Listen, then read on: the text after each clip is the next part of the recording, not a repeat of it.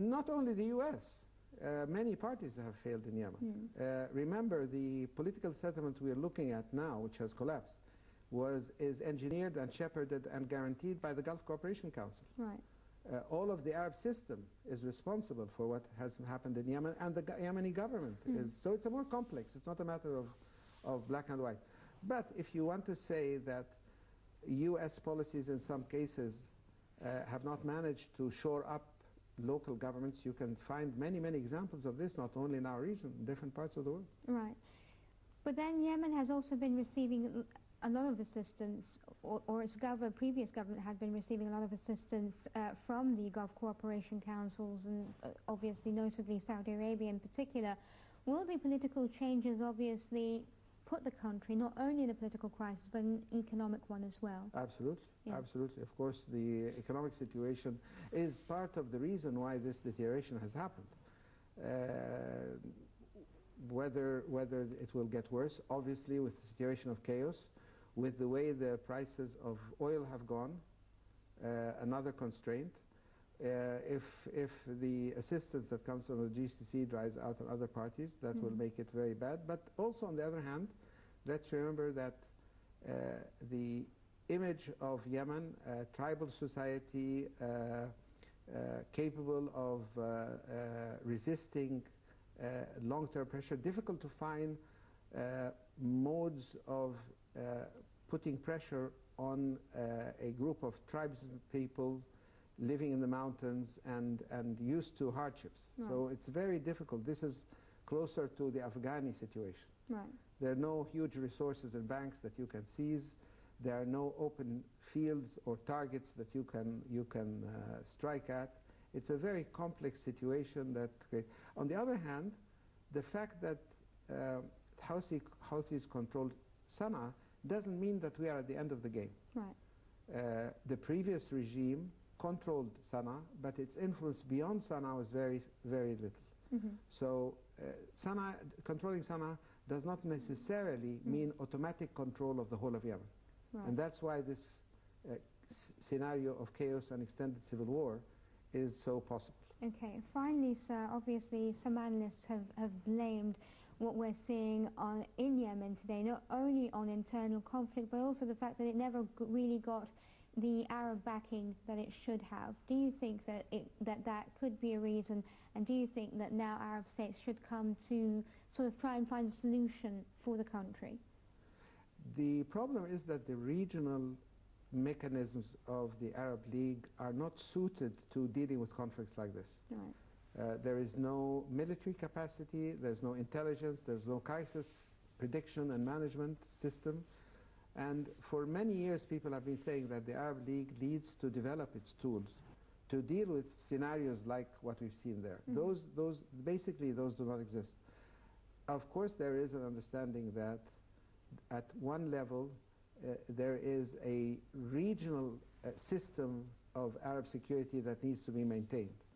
And that means not only economic assistance, it means also political guidance and some rules of reform and development. And those have never been put in place. Right. So there is a lot of homework, and the next Arab Summit should be looking at these things. How do you see the situation unfolding?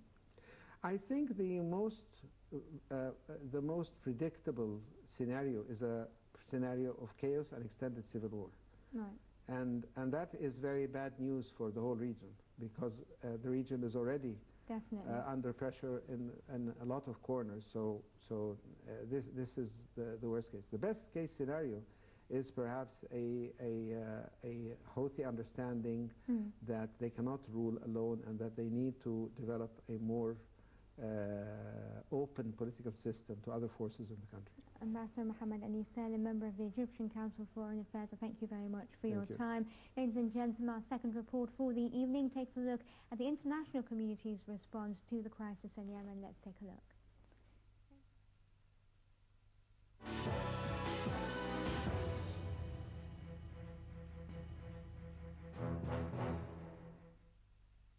Gulf Arab Arab states called on the United Nations to take forceful action over Yemen, where the Shiite Houthi militia has seized power amid concerns that the country is collapsing.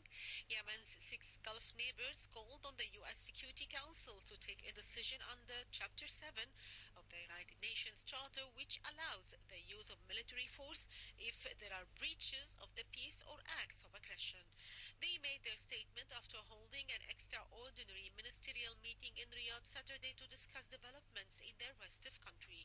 The meeting comes as 2 of the Gulf Cooperation Council's 6 member nations, Saudi Arabia and the United Arab Emirates, announced they had temporarily suspended their embassies' operations in Sana'a and evacuated staff for security reasons. Similar measures have been taken this week by the United States, France, Germany, Italy, Britain, the Netherlands and Spain. However, U.S. officials said on Thursday that the closure of the U.S. embassy has further degraded America's ability to conduct counter-terrorism operations in the country, which is teetering on the brink of civil war. The officials acknowledged last month that such operations, including the use of armed drones against Al-Qaeda targets, were under strain because U.S. agencies were having difficulty acquiring the on-the-ground intelligence needed to run them. The officials acknowledged the evacuation of the embassy further hampered counter-terrorism operations. The officials said, however, that some counter-terrorism personnel remained in Yemen and were still able to carry out operations despite chaos in the country following the takeover of the capital Sana'a by Houthi militants. The United States has for years mounted a campaign against Yemen-based Al-Qaeda in the Arabian Peninsula, one of Al-Qaeda's most deadly and innovative affiliates. U.S. government sources said 2 drone strikes had been carried out against suspected Al-Qaeda in the Arabian Peninsula targets since the Houthis ousted the president and took over government buildings last month, including offices housing security and spy agencies. Officials would not discuss specifics of the continuing U.S. presence in Yemen. The United States has had advisor at a Yemeni airbase in the south. It has flown drone strikes into Yemen from a base across the eastern border in Saudi Arabia. Al-Qaeda-linked militants have stepped up attacks against Houthi fighters, and UN Secretary General Ban Ki-moon said on Thursday that Yemen was collapsing before our eyes and slipping closer to outright civil war.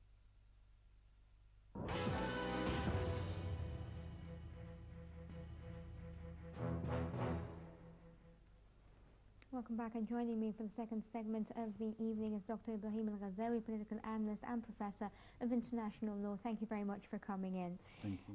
Obviously, a question that I posed to Ambassador Mohamed was his thoughts on the status quo in Yemen. What are your thoughts as well?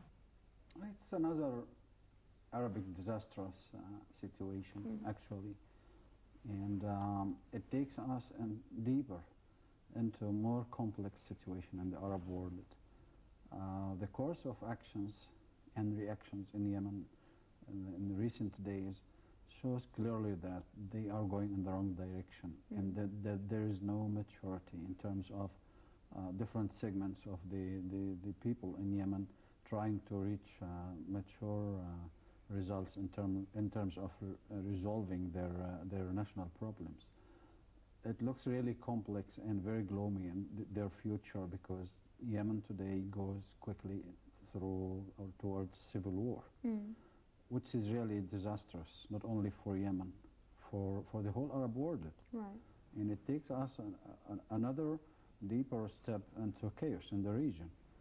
And it's really, I feel sorry, because the Arab world, with all our potentials and all our financial assets and all our powers, we are not able to extend our assistance to Yemen. And if I look into the European Union and what they did and what they still do with Greece and with Spain and other European countries who just suffer financial crisis, and it's really impressive.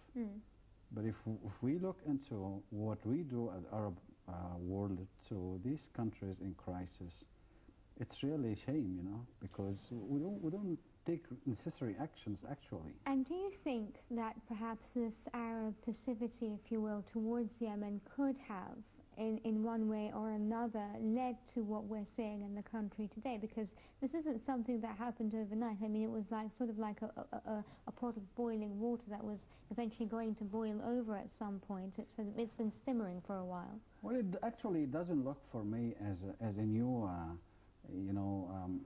black event. Right. It looks like we look at another repeated scenario. It's not new anymore. I mean, Yemen is going to that direction not today, not even a month ago or a year ago. We talk about a few years. And we talk about historically also, even before the uniting between the north and south in Yemen. They have a lot of tribal problems, and it looks like they still live in Stone Age. They don't want to touch base with the modernity. And still tribal mentality controls everything there. And that's what we see obvious today, actually, on the way that they are handling their crisis.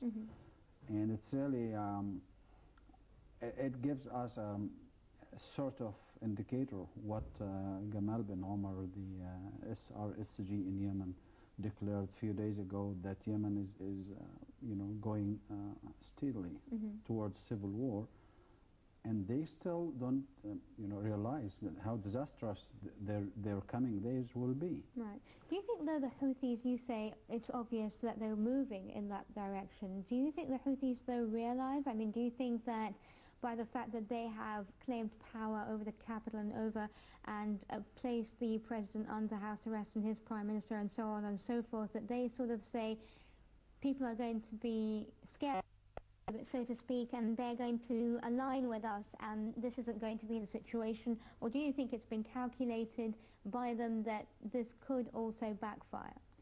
Well, let's be realistic in terms of analyzing what is Houthi is, right. not who is he, but what he is. Right. What he is he is supported by Iran, and he's supported by some other powers. And so Al-Houthi and Al-Houthis in general, they don't reflect just a small fraction of the Yemeni people, but they reflect regional powers and international powers some way or another. How did they get the weapons that they have, and how did they get trained, and how did they reach that expansive land of the large Yemen today, right. and put their hands on that, and how did they defeat the Yemeni army? So we are not talking about justice. It's very naive to think that Al-Houthis, are that strong. They are not. But they are very well supported by Iranian side and some other powers, which is really gives indication that what you said is just right, because they now realizing how powerful they are, and how that they put their hands on the situation on the ground there, and they are some way or another controlling the life there in Yemen. So why not?